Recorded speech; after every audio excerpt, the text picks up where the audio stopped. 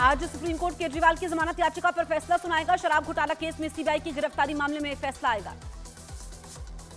Saint Petersburg में रूस के राष्ट्रपति पुतिन से मिले एनएसए अजीत डोभाल। एनएसए डोभाल ने पीएम जेलेंस्की की मुलाकात की जानकारी दी। पुतिन ने 22 अक्टूबर को ब्रिक्स समिट में द्विपक्षीय वार्ता का पीएम मोदी को दिया न्योता।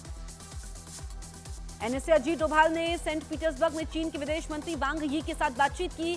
इस बीच एलएसी और लंबे समय से जारी गतिरोध के शीघ्र समाधान पर ध्यान केंद्रित किया गया। जेनेवा में विदेश मंत्री एस जयशंकर का बड़ा बयान, कहा एलएसी पर चीन के साथ सैन्य गतिरोध के 75% मसले सुलझे। चीन से हमारे रिश्ते पहले भी अच्छे नहीं थे और अभी भी आर्थिक संबंध बहुत अच्छे नहीं हैं। 21 सितंबर को अमेरिका के डेलावेयर में होगा क्वाड सम्मेलन। PM Modi, Joe Biden, Australia और जापान के पीएम होंगे शामिल। 2025 का क्वाड सम्मेलन भारत में आयोजित होगा। पेरिस पैरालंपिक खिलाड़ियों से पीएम नरेंद्र मोदी ने की मुलाकात। पदक विजेताओं को दी शुभकामनाएं। पीएम मोदी को मुलाकात के समय जेवलिन में गोल्ड जीतने वाले नवदीप सिंह ने एक टोपी पहनाई और ऑटोग्राफ लिया, तो वहीं तीरंदाज शीतल देवी से पीएम मोदी ने ऑटोग्राफ लिया।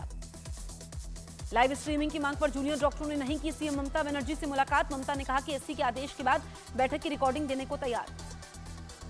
ममता बनर्जी ने कहा, मैं मुख्यमंत्री पद की भूखी नहीं, लोगों के हित में इस्तीफा देने को भी तैयार। 27 लोग बिना इलाज के मर गए, अब और मौत नहीं होनी चाहिए।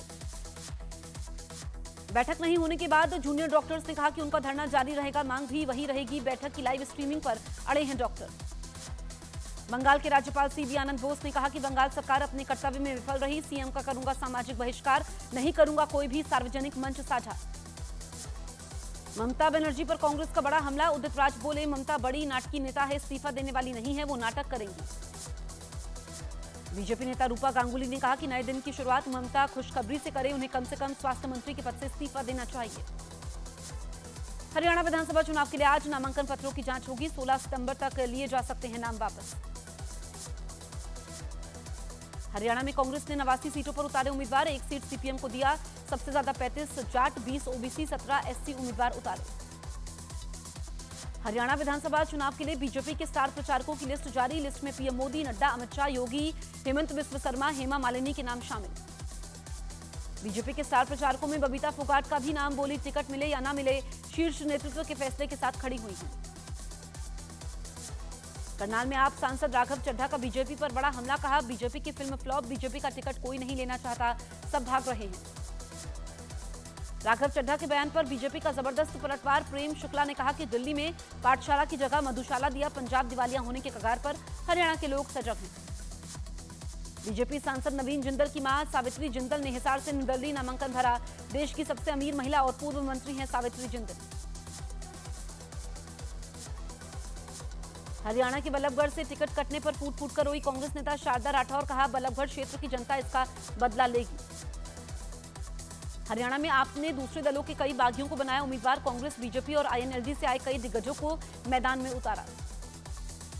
पीडीपी उम्मीदवार और महबूबा मुफ्ती की बेटी इल्तिजा मुफ्ती का बीजेपी पर हमला। कहा, 370 हटाकर हमारी इज्जत छीन ली गई और दहशत को बढ़ा दिया। पीडीपी की इल्तिजा मुफ्ती के बयान पर बीजेपी का पलटवार। प्रिया सेठी ने कहा, हवा पीडीपी के पक्ष में नहीं है, इसलिए इल्तिजा फ्रस्ट्रेटेड हो गई है। उमर अब्दुल्ला का इंजीनियर रशीद के आरोप पर पलटवार। कहा, वो कश्मीर के लिए आवाज उठाएं, तब हमें लगेगा कि उनका बीजेपी से कोई नाता नहीं है। जम्मू कश्मीर के चंबा सीट पर बीजेपी और कांग्रेस की बड़ी मुश्किलें। कांग्रेस के पूर्व सांसद मदन लाल शर्मा के बेटे और बीजेपी के नरेंद्र सिंह ने निर्दलीय पर्चा भरा। मुख्यमंत्री योगी ने मंत्रियों को नए सिरे से दी जिलों की जिम्मेदारी। मुख्यमंत्री और दोनों उप मुख्यमंत्रियों के पास 25-25 जिलों का प्रभार। हर 4 महीने पर होगा रोटेशन। अखिलेश यादव का योगी सरकार पर हमला। कहा, बीजेपी सरकार ने यूपी को फर्जी एनकाउंटर की राजधानी बना दिया है, जहां लूट होगी वहां विकास नहीं होगा। अखिलेश यादव ने माफिया से की मठाधीशों की तुलना। कहा, मठाधीश और माफिया में कोई ज्यादा फर्क नहीं होता है। यूपी के डिप्टी सीएम ब्रजेश पाठक का अखिलेश पर पलटवार। कहा, उन्हें मठ, मंदिर और मस्जिद में अंतर नहीं पता। माफिया की मजार पर फातिहा पढ़ने वाले लोग जब सत्ता में आते हैं तो माफिया को संरक्षण देते हैं। अखिलेश यादव की माफिया और मठाधीशों को तुलना वाले बयान पर भड़के साधु संत नाराजगी जाहिर करते हुए कहा कि अखिलेश के खिलाफ अभियान शुरू करेंगे। यूपी के मंत्री संजय निषाद ने कहा कि माफियाओं की कब्र पर जाने वाला ऐसा बयान देकर सनातन का अपमान कर रहे हैं। न्यायपालिका के बारे में राजनीति करना उचित नहीं। यूपी के मंत्री ओपी राजभर ने अखिलेश यादव पर किया हमला। कहा, अयोध्या और कन्नौज में किस पार्टी के नेता ने रेप किया, इसे भी बताएं। शिमला के संजौली मस्जिद मामले में नगर निगम आयुक्त से मिले मुस्लिम पक्ष के लोग, कहा प्रशासन मस्जिद को अवैध मान लेगा तो हमें उसे तोड़ देंगे। फिलहाल मस्जिद सील करने की मांग की। हिमाचल की सरकार ने कहा कि संजौली मामला मस्जिद का नहीं बल्कि अवैध निर्माण का है, जिसका निर्माण बीजेपी सरकार के समय ही हुआ। हिमाचल की मंडी में अवैध मस्जिद विवाद पर आज हिंदू संगठनों का बड़ा प्रदर्शन। प्रशासन ने मंडी शहर में धारा 163 लगाई। हिमाचल की मंडी में मस्जिद के अवैध निर्माण को मुस्लिम समाज के लोगों ने ही तोड़ रहे हैं, कहा प्रशासन के आदेशों पर तोड़ रहे हैं अवैध निर्माण। एनडीए शासित राज्यों में वक्फ संशोधन बिल के खिलाफ मुस्लिम संगठन करेंगे बड़ी सभाएं। दिल्ली, बिहार और आंध्र प्रदेश में बड़ी सभाएं करेंगे मुस्लिम संगठन। महाराष्ट्र के अंबरनाथ में केमिकल फैक्ट्री से गैस रिसाव, पूरे इलाके में गैस फैलने से लोगों को परेशानी हुई। जम्मू कश्मीर के उधमपुर कठुआ बॉर्डर के पास मुठभेड़ में तीसरा आतंकी ढेर, इलाके में एक और आतंकी के होने की खबर।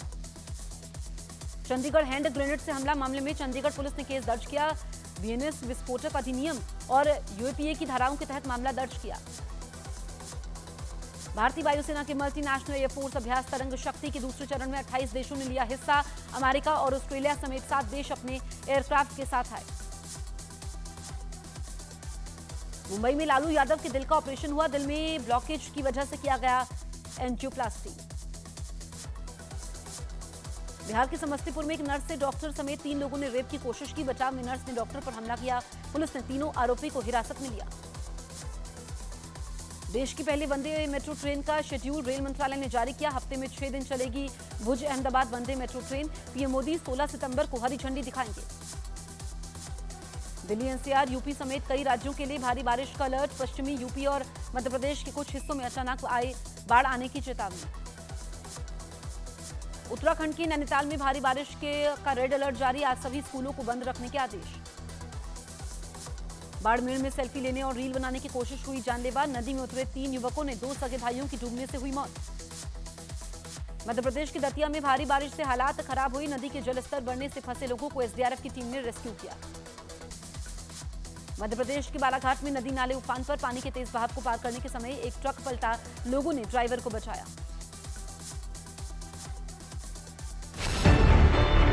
न्यूज़ 18 इंडिया चौपाल, एक ऐसा मंच जहां जब जब बात निकलेगी तो सिर्फ दूर तक नहीं बल्कि दुनिया के कोने कोने में जाएगी, क्योंकि इस बार बात होगी भारत के वैश्विक महाशक्ति बनने के लक्ष्य पर।